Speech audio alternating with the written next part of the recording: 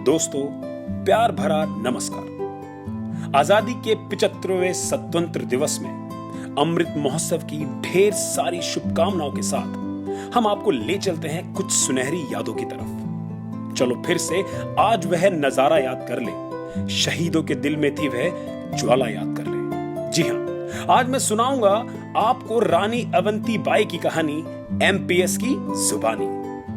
1857 के स्वाधीनता संग्राम के अग्रणी नेता झांसी की रानी लक्ष्मीबाई को तो सब जानते हैं, लेकिन इसी संग्राम की वीरांगना रानी अवंतीबाई लोधी भी किसी शेरनी से कम नहीं थी।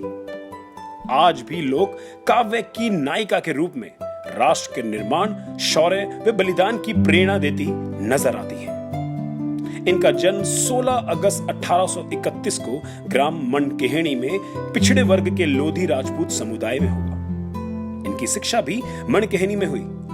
बचपन से ही तलवारबाजी व घुड़सवारी करना सीख लिया। जैसे जैसे वीरांगना अवंतीबाई बड़ी होती गई, इनके किस्से आसपास के क्षेत्र में फैलने लगे। इनका विवाह रामगढ़ के राजा लक्ष्मण सिंह के पुत्र राजकुमार विक्रमादित्य के साथ हो गया। 1850 में इनके ससुर की मृत्यु हो गई। राजकुमार विक्रमादित्य का राज तिलक कर रामगढ़ का राजा बना दिया गया। अमान सिंह तथा शेर सिंह नाम के इनके 2 बालक थे। लेकिन भाग्य को कुछ और ही मंजूर था। विक्रमादित्य की हालत खराब रहने लगी। राज्य का सारा भार रानी अवंतीबाई लोधी के कंधों पर आ गया।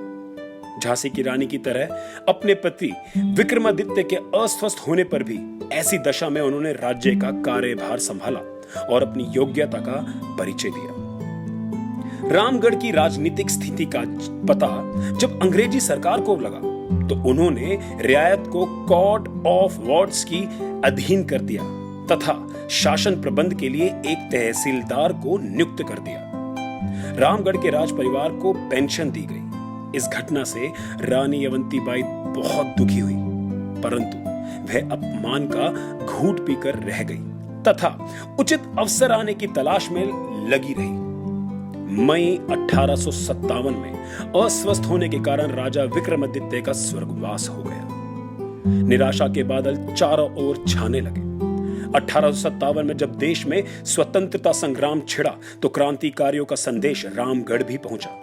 रानी तो पहले से ही अंग्रेजों से जली भुनी बैठी थी। रानी ने अपनी ओर से क्रांति का संदेश देने के लिए अपने आसपास के सभी राजाओं को चिट्ठी लिखी और चिट्ठी के साथ कांच की चूड़ियां भी भेज दी। चिट्ठी में लिखा था, देश की रक्षा के लिए या तो कमर कसो या चूड़ी पहनकर घर में बैठो। और तब अंग्रेजों के खिलाफ विद्रोह का झंडा खड़ा कर दिया। जगह जगह गुप्त सभाएं कर देश में सर्वत्र क्रांति की ज्वाला फैल गई। रानी के अपने राज्य से कोर्ट ऑफ वार्ड के अधिकारियों को भगा दिया और राज्य की बागडोर अपने हाथों में ले ली। ऐसी वीरांगना अवंतीबाई लोधी मध्य भारत की क्रांति के प्रमुख नेता के रूप में उभरी। घमासान युद्ध हुए, रानी ने हार ना मानी। कई राज्यों से अंग्रेजी शासन का अस्तित्व मिटा दिया। युद्ध के दौरान रानी को बाएं हाथ में गोली लग गई, लेकिन अपने आप को चारों तरफ से घिरता देख वीरांगना अवंतीबाई ने अपने अंगरक्षक से तलवार छीनकर स्वयं तलवार भोंककर देश के लिए अपना बलिदान दे दिया। ऐसी बलिदान को सलाम है। जी हां, ऐसे बलिदान को सलाम है। मैं तो यही कहूंगा, यह मुल्क मेरी जान है। इसकी रक्षा के लिए मेरा दिल और मेरी जान हर पल कुर्बान है। जय हिंद, जय भारत।